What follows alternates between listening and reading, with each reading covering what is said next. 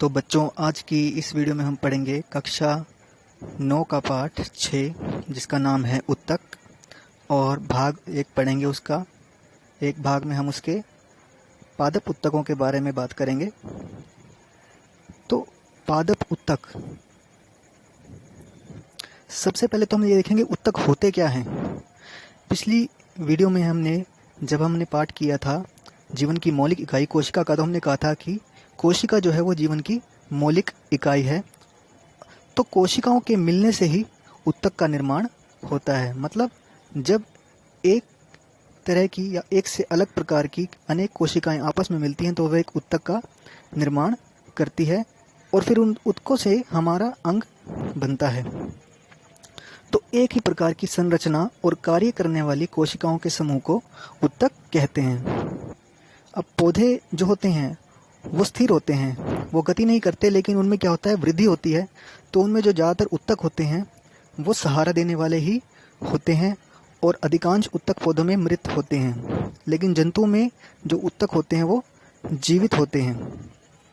तो उदाहरण क्या है इनके, जैसे मांसपेशीय कोशिकाएं हैं जंतुओं में, तो उससे क्या होता है, मांसपेशीय कोशिकाओं से मिलकर मांसपेशीय या पेशीय उत्तक बनता है, जो हमारे शरीर में अंगों में गति का काम करता है। उसी प्रकार तंत्रिका उत्तक जो है वह तंत्रिका कोशिकाओं से मिलकर बनता है, जो संवेदनाओं को एक स्थान से दूसरे स्थान पर पहुंचाता है। उसी प्रकार रक्त कोशिकाओं से मिलकर जो है वह हमारा उत्तक बनता है, उसे संयोजी उत्तक कहते हैं। ये ऑक्सीजन, भोजन आदि पदार्थों का वहन करता है। उसी प्रकार पौधों में भी कुछ उत्तक होते हैं जिन्हें संवहन उत्तक कहते हैं। वो क्या काम करते हैं, वो पौधों में भोजन और जल जैसे पदार्थों को एक स्थान से दूसरे स्थान पर चलने का, संवहन का कार्य करते हैं। इसके बारे में हम आगे पढ़ेंगे। तो पादप उत्तकों के बारे में हम एक फ्लो चार्ट से हम पढ़ते हैं। तो सबसे पहले पादप उत्तक जो है वो 2 प्रकार का होता है। एक तो होता है विभाज्योत्तक और उसके बाद होता है स्थायी उत्तक। अब विभाज्योत्तक कितने प्रकार का होता है, 3 प्रकार का। पहला भाग है इसका शीर्षस्थ, दूसरा है पार्श्व विभाज्योत्तक और तीसरा है अंतर्विष्ट। उसी प्रकार स्थायी उत्तक के भी आगे 2 प्रकार होते हैं, सरल स्थायी उत्तक और जटिल स्थायी उत्तक। सरल स्थायी उत्तक जो है वह 3 प्रकार का होता है, पैरेन्काइमा, कोलेन्काइमा और स्क्लेरेन्काइमा। जटिल स्थायी उत्तक जो हैं वो हमारे 2 प्रकार के होते हैं, जाइलम और फ्लोएम।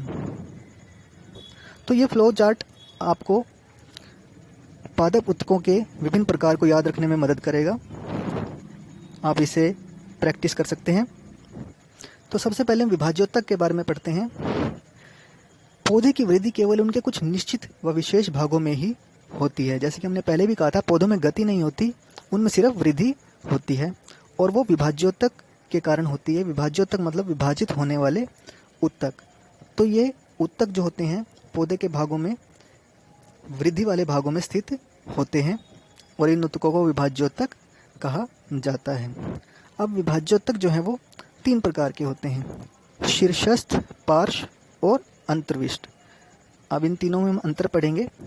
जो शीर्षस्थ विभाज्योत्तक होता है वो पौधे के जड़ एवं तने के वृद्धि वाले भागों में विद्यमान रहता है और यह क्या काम करता है, यह पौधों की लंबाई में वृद्धि करता है। उसके बाद पार्श्व विभाज्योत्तक तने की वृद्धि या मूल में वृद्धि करने का कार्य करता है, मतलब जड़ों में वृद्धि करने का और तनों में वृद्धि करने का काम करता है। उसी प्रकार जो अंतर्विष्ट है यह पत्तियों में वृद्धि करने का काम करता है और यह कहाँ पाया जाता है, यह पत्तियों के आधार में या टहनी के पर्व के दोनों ओर उपस्थित होता है। उसके बाद अगला हमने जो फ्लो चार्ट में देखा था वो भाग था स्थायी उत्तक। तो जैसा कि विभाज्योत्तक में हमने पढ़ा, विभाज्योत्तक जो होते हैं उनमें विभाजन की क्षमता होती है। तो विभाजन की क्षमता को खोकर जो उत्तक बनते हैं उन्हें स्थायी उत्तक कहते हैं, जैसे कि नाम से भी पता लग रहा है। तो विभाजित होने की शक्ति वह उत्तक खो देते हैं और इसके फलस्वरूप वे स्थायी उत्तक का निर्माण करते हैं। और विभाज्योत्तक की कोशिकाएं विभाजित होकर विभिन्न प्रकार के स्थायी उत्तकों का निर्माण करती है। मतलब एक बार विभाजित होने के बाद वो आगे विभाजित नहीं हो पाती और वो स्थायी उत्तक बन जाती है। उसके बाद हमने प्रकार पढ़े थे स्थायी उत्तक के, सरल स्थायी उत्तक और जटिल स्थायी उत्तक। तो सबसे पहले हम देखते हैं सरल स्थायी उत्तक क्या होता है। जो उत्तक एक ही प्रकार की कोशिकाओं से बने होते हैं उन्हें सरल स्थायी उत्तक कहते हैं। और ये कितने प्रकार के होते हैं? ये 3 प्रकार के होते हैं, पैरेन्काइमा, कोलेन्काइमा और स्क्लेरेन्काइमा। तो सरल स्थायी उत्तक का पहला प्रकार है पैरेन्काइमा। पैरेन्काइमा पतली कोशिका भित्ति वाली सरल कोशिकाओं का बना होता है। ये जीवित कोशिकाएं होती हैं। ये प्राय बंधन मुक्त होती हैं और इस प्रकार के उत्तक की कोशिकाओं के मध्य काफ़ी रिक्त स्थान पाया जाता है। यह उत्तक भोजन का भंडारण करता है और पौधों को सहायता प्रदान करता है। जड़ एवं तनों की पैरेन्काइमा पोषक तत्वों और जल का भंडारण भी करती है। पैरेन्काइमा उत्तक के 2 प्रकार होते हैं, क्लोरेन्काइमा और दूसरी तरफ है एरेन्काइमा। तो क्लोरेन्काइमा कौन सा होता है? जिसमें क्लोरोफिल पाया जाता है, और क्लोरोफिल आप जानते हैं कि प्रकाश संश्लेषण में सहायक होता है।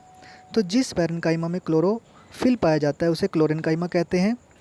और दूसरी तरफ जो जलीय पौधे होते हैं, मतलब जो जल में रहने वाले पौधे होते हैं, उनमें कोशिकाओं के मध्य हवा की कैविटीज़ होती हैं, मतलब खाली स्पेस होता है जो पौधों को तैरने के लिए उत्प्लावन बल प्रदान करता है। तो इस प्रकार के पैरेन्काइमा को एरेन्काइमा कहते हैं। और है जो तीसरा प्रकार है सरल उत्तक का, वो है कोलेन्काइमा। यह एक अन्य प्रकार का सरल स्थायी उत्तक है जिसके कारण पौधों में लचीलापन होता है। यह पौधे के विभिन्न भागों जैसे पत्ती व तना में बिना टूटे हुए लचीलापन लाता है। जिस प्रकार तेज आंधी तूफान में पौधे की जो टहनियाँ है वो टूटती नहीं, तो उस काम को यह उत्तक करता है। और इसके गुण क्या है? यह पौधे की पत्तियों में लचीलापन लाता है, पौधे को यांत्रिक सहायता प्रदान करता है। इस उत्तक की कोशिकाएं भी जीवित होती है और इनकी कोशिकाओं के बीच कम स्थान होता है। अगला उत्तक है हमारा सरल उत्तक का प्रकार स्क्लेरेन्काइमा। तो यह एक अन्य प्रकार का उत्तक है जो पौधों को कठोरता प्रदान करता है। इस प्रकार के उत्तक को सरल स्थायी उत्तक कहते हैं। और इसका उदाहरण क्या है? नारियल का छिलका, जो आपने देखा होगा, पौधे को कठोरता प्रदान करता है। अब इसके गुण क्या हैं? यह पतली कोशिका भित्ति वाली सरल कोशिकाओं का बना होता है। स्क्लेरेन्काइमा के गुण क्या हैं? इस उत्तक की कोशिकाएं मृत होती है। बाकी 2 हमने जो पढ़े थे वो जीवित कोशिकाएं थी। तो ये लंबी एवं पतली होती है और इस उत्तक की भित्ति लिग्निन के कारण मोटी होती है। लिग्निन एक सीमेंट की तरह पदार्थ होता है जो पौधे को दृढ़ता प्रदान करता है। ये भित्तियाँ इतनी मोटी होती है कि कोशिका के भीतर कोई आंतरिक स्थान नहीं होता। यह पौधे के भागों को मजबूती प्रदान करती है। अब बारी बारी से हम तीनों में अंतर पढ़ेंगे, पैरेन्काइमा, कोलेन्काइमा और स्क्लेरेन्काइमा में। तो पैरेन्काइमा में जीवित कोशिकाएं होती हैं, कोलेन्काइमा में भी जीवित कोशिकाएं होती हैं, लेकिन स्क्लेरेन्काइमा में मृत कोशिकाएं होती है। पैरेन्काइमा की भित्ति पतली होती है, कोलेन्काइमा की भित्ति मोटी होती है और स्क्लेरेन्काइमा की भित्ति भी मोटी होती है। तीसरा है पैरेन्काइमा की कोशिकाओं के बीच काफ़ी रिक्त स्थान होता है। कोलेन्काइमा में अंतर कोशिकीय, मतलब 2 कोशिकाओं के बीच में अवकाश उपस्थित होता है और स्क्लेरेन्काइमा में अंतर कोशिकीय अवकाश अनुपस्थित होता है, मतलब वो ज़्यादा ही पास होती है, उनके बीच में कोई स्थान नहीं होता। पैरेन्काइमा उत्तक भोजन का भंडारण करता है और पौधों को सहायता प्रदान करता है। कोलेन्काइमा पौधों को यांत्रिक सहायता प्रदान करता है, मतलब गति। और स्क्लेरेन्काइमा पौधे के भागों को मजबूती या कठोरता प्रदान करता है। अगला जो उत्तक है हमारा, अब तक हमने पढ़ा सरल उत्तक, अब है जटिल उत्तक। तो सरल उत्तक क्या होते थे? जो एक ही प्रकार की कोशिकाओं से मिलकर बने होते थे। जटिल उत्तक क्या है? जो एक से अधिक प्रकार की, मतलब भिन्न भिन्न प्रकार की कोशिकाओं से मिलकर बने होते हैं, उन्हें जटिल उत्तक कहते हैं। और ये 2 प्रकार के होते हैं, जैसा कि हमने अभी फ्लो चार्ट में भी पढ़ा था। तो पहला है जाइलम।